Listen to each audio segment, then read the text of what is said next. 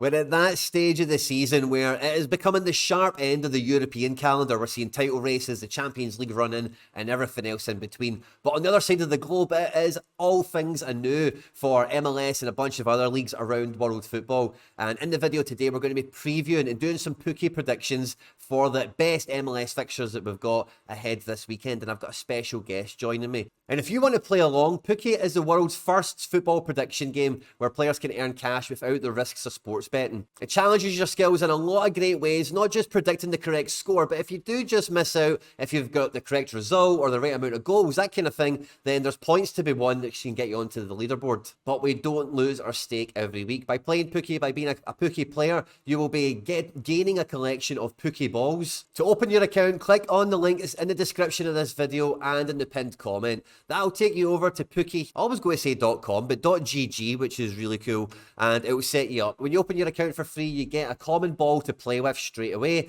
and test the game out. But if you want to be earning cash, you want to be hitting the leaderboards, then you're going to need to get into the marketplace and get a pro Pooky ball for yourself. These things come in the form of random boxes with a set supply attached to them. So there's only a set amount of players that will be entering the leaderboards every single week, and all the balls are of different various clubs and leagues within the game that give you extra bonus points for selecting it in the correct venues and in the right games as well. By clicking on that link, you support all the content here at the channel, and I thank you in advance if you do so. If you get stuck or if you need any help, just jump into the comment section and I'll come and sort you out. And yeah, let's just get stuck straight into it. MLS is back up and running. We've had the first draft of games. The first match day has unfolded. There wasn't maybe quite as many twists and turns as most of the neutrals might have thought, but the results were all the more baffling in some other ways, let's say.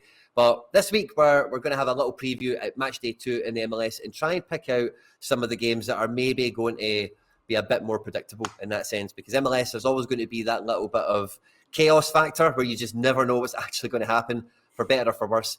But in the video today, we're going to try and give you a couple of games in the MLS this week that should be a little bit more on the easy side to predict. And joining me to do this is my good friend Deke. Deke, good to see you, mate. Thanks for coming on the channel. How you doing? Thanks for having me. I'm excited. MLS, baby. Unpredictable. You have no idea what's going to happen, but we'll try to, steer the ship in the right way and find some home favorites that we like. Home bias is a big thing in MLS, and the first thing that springs to my mind, Deke, as you say that, we were chatting about this before we came on, but we've got Houston Dynamo at home for the second game in a row, and they are going to be playing the New York Red Bulls, who are on their second away game in a row. And if you do believe in that bias, then this is definitely a game that is going to be amplifying that. It's second game of the season, so there's not a lot of road tax on the go yet, but 2 games on the road, bounce to bounce, is definitely no mean feat. Yeah, this is a tricky one though. Houston was unbelievable at home last year. Hector Herrera and company were tremendous, and you're without Hector Herrera. You're without Nelson Quinones. The list just keeps going. And Houston has to deal with Champions Cup. So CONCACAF Champions Cup's going on. They have a midweek. It's rumored that they're going to rotate a decent amount the midweek and then, come after it. But the Red Bulls are interesting. Coming off a draw. And Emil Forsberg's in the fold. They look like a different team. I know it was a 0-0 draw, and it's more Red Bulls can't score. But I think they're a live dog. I really do. Yeah, same. I think looking at the result in the Nashville game as well, expected goals for Red Bulls 1.62 and for Nashville 0.1. So that is, and possessions 53-47. It's right down the middle basically. So it's not as if it was Nashville backs against the wall necessarily, protecting the castle. So yeah, they're going to come at Houston. They're going to try and attack. They're going to be Red Bulling their faces off. They're going to be trying that. And if Houston do have a wee bit of that fatigue with the midweek coming into it, then it could be a right wide open game. And when you look at the head-to-head, which is the first thing that really did grab my attention on this game, especially with Houston at home, is Houston will score a couple of goals in this one. The last 4 games, Houston at home at Red Bulls, they have scored 4 or more, which is an incredible run to say the least. 4-2, 4-5-0, 4-0, the last 4 results. Man. Yeah, I'm gonna ignore those, and I'm gonna go out on a limb. I'm gonna say it's a 2-1 Red Bulls win. Oh, 2-1 for the Red Bulls. I think, could it be under? I don't know. I actually think that the Red Bulls kind of frustration from the first game might come to the fore in this one. Yeah, I think Houston at home will probably get the chances that they need to get a couple of goals because the Bulls are going to come out and go for it. I'm going to go for a 3-3. I like it. 6 goals. Let's go. Love it. For the viewing pleasure. Hi, that'll be the firecrackers and fireworks and everything else in between. MLS probably doesn't get quite enough credit for its football heritage, its football history, but one game in the MLS that is steeped in soccer history, certainly, is the California Classico, as it's so artistically named, and that's the San Jose Earthquakes. They're going to be hosting LA Galaxy in this one, and both teams definitely didn't get the result in match day 1 that they were expecting, but this fixture just never ceases to disappoint. It's always goals galore, it's always controversy, action, and everything else in between, regardless of what version of either team you think is about to turn up. And I know, Deke, this was a game that you were really excited about for this weekend.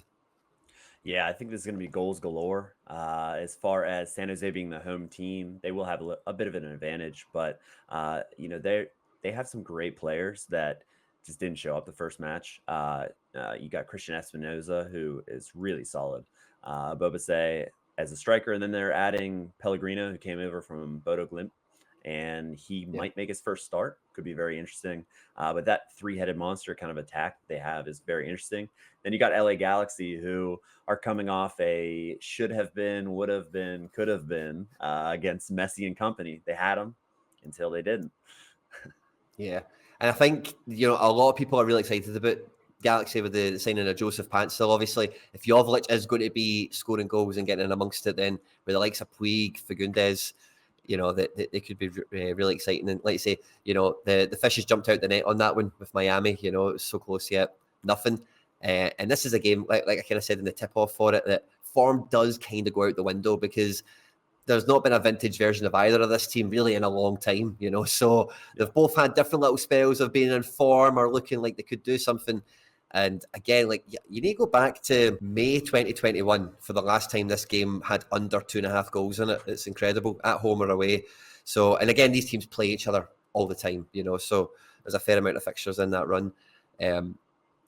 I do find it hard to imagine that the Quakes are going to have enough to probably outscore the Galaxy if it does get, because again, like the last couple of matches, it's been 3-2 to the Galaxy, 2 each, 2-1 to the Galaxy, 3-2 to the Galaxy.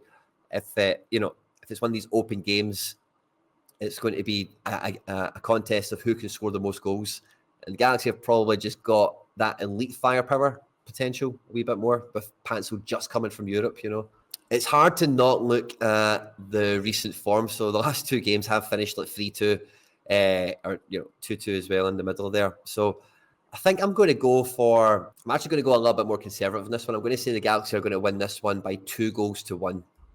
I like it. It's still over 2.5. So, I mean, I think over 2.5 is just an absolute lock. If you're playing, if you have a ball that kind of locks that up and boosts your score on over 2.5, you play it in this one. Because I think that's basically a lock. I'm going to go with Galaxy as well. And as far as the Galaxy, it's going to be a Ricky Pooge winner, 3-2. I'm going to stick with the history. You're gonna go with the form. You're gonna go with the momentum. Love it, mate. A game that I think is always pretty exciting as well, and seeing it this early on the fixture list definitely doesn't change that at all. Because sometimes we can see this as a playoff game. Very often is SKC Sporting Kansas. They're going to be at home at Philadelphia Union. And again, neither team I would say probably got the result in match day 1 they were really after or expecting. Kansas had a bit of a taller ask on the cards, but you'd probably say going away to Houston. But again, both of these teams are going to be hyper motivated to get their season up and running, get the first victory. Even Philly being on the road without the goalkeeper and stuff like that, they've got a few more hurdles. So this is maybe a game Kansas will come into with a bit more confidence. First game at home. And, holding Houston 1 each is, again, with how good Houston were last season at home, it's not really a bad point for them to have collected in the first game. Yeah, I agree. Sporting Kansas City went on the road to Houston. We already talked about Houston, and it's a tough place to play. It just is. And Philadelphia hosted Chicago, and they were chasing the game pretty much the entire time. They had, I believe, 2 goals called off because of offsides. It just kind of wasn't flowing very well. They have Champions Cup again. So Philadelphia, they're playing Saprissa, and they won 3-2 the first leg. So nothing's said and done there. So they're going to have to show out in the midweek. So As a Philadelphia Union fan, I hate to say this, but I'm going to go Sporting Kansas City knocks them off a well-rested team, and they're going to win 2-1. Ooh, nice. 2-1. I think, yeah, it's going to be low scoring this one because Philly, even without Blake, they're just no mugs. They're not Jim Curtin knows the stuff. He's not going to expose the team. So, yeah, I think it will be quite low scoring. I'm actually going to go for 1-0 to Kansas. I think it'll be right tight. Definitely, both of these teams were involved in the shock results of match day one. I don't think there's any two ways about it. Now, Portland beating Colorado maybe isn't that much of a shock. But again, two teams that normally are very well equipped, and it's not normally much of a one-sided affair. But DC beating the Revs by 3-1 on match day one was definitely not in the script for this one. So both teams coming into this game in goal-scoring form, confidence high. Yeah, I mean, this is so MLS. The Portland Timbers, if you don't know anything about them, they fire up a chainsaw live and they're cutting wood when they score goals. And it was 4-1. They demolished Colorado, who actually added some good pieces. So it kind of, I was surprised by it. They looked amazing. And then DC, Christian Benteke with a hat trick. He could have had 6 goals, though. I mean, he had so many chances. It was unbelievable. With a hat trick coming into form. Interesting game, but I got to give the edge to Portland just being at home and, back-to-back home games, DC cross-country travel, which is really going to probably bite them. So I think the goal scoring fades for DC, and I'm going to go 2-0 to Portland. I kind of did think about the home away factor, but I never quite took the air miles into consideration on this one. That is it's a proper east to west effort. And I think this is a game, Portland's second game at home in a row, so there's no travel for them. And yeah, they're in the kind of form, and Portland in the kind of outfit as well that, once they get going, that chainsaw, they need to refuel it. They need to buy new logs when they get going, So I think Portland are going to continue the kind of form they've been in. I think they're going to score 4 goals again against DC. But I do think that, if you concede one against the Rapids isn't actually that bad, to be honest with you. But DC, with the firepower they brought in match day one, I think they'll get 2 goals in this one. So I'm going to go 4-2 to the Timbers. And that would pay off really well with your extra bonus percents with you get that exact score. That's going to absolutely smash, and you'll get a lot of points there. Yeah. And the final team we've got in our Pooky preview predictions for the next game week in MLS is 2 teams that were definitely disappointed with the result in match day one. Both of them came out with a loss. Both of them losing by 2-1. Both of them wear green, and that is the Seattle Sounders and Austin FC. Seattle Sounders, of course, at home in this one, and surely the favourites to get the W in this one. Yeah, Seattle and Austin both had injuries coming into this one. Seattle's missing like their keeper, Stephen Fry, and several key players. Austin was missing Driussi, but Austin lost at home. They're the only team to lose at home, and you got to take care of business at home. You got to get points. And fair to say, Seattle coming home, that is a really tough place to play, and they are the absolute favorites. And I really think they'll right the ship pretty handily. Yeah, I think Seattle just always, I just think they're always stick-ons in this league to get like a high percentage of wins and, probably finish in the top spots. I know it wasn't really the case last season, but with them losing the first game at home, with the last minute kind of call-outs that, we're seeing in the LA game, Steph Fry, as you've mentioned to me before coming on, and 1 or 2 others, this is a game where at home they'll be looking to right those wrongs, as it were, and get the W. But this is a game where I'm not too sure goals will be in abundance necessarily. I don't think it will be all-out attack from either team. Austin will probably want to keep the scoring down and try and nick this ever so slightly. And Seattle, as I say, will probably try and brute force their way through it. I would imagine Seattle are probably going to come out of this with quite a slim victory. I don't think Austin's scoring this one. I would probably go with Seattle to win by 2-0. 2-0, yeah.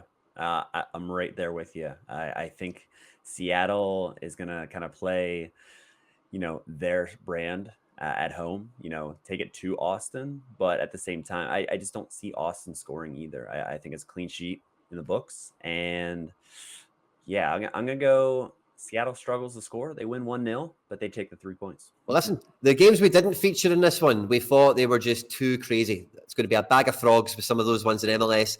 Good luck predicting them on your own, guys. These are our top 6, probably easiest to predict to get yourself going ahead of the next MLS game week on Pooky. I hope you have enjoyed this one. I'm looking forward to catching the comment section to see what your predictions are for the 6 games we've featured. And Deke, it's been an absolute pleasure, mate. Thanks for coming on. Hey, thanks for having me, and MLS Madness. Let's go. Love it.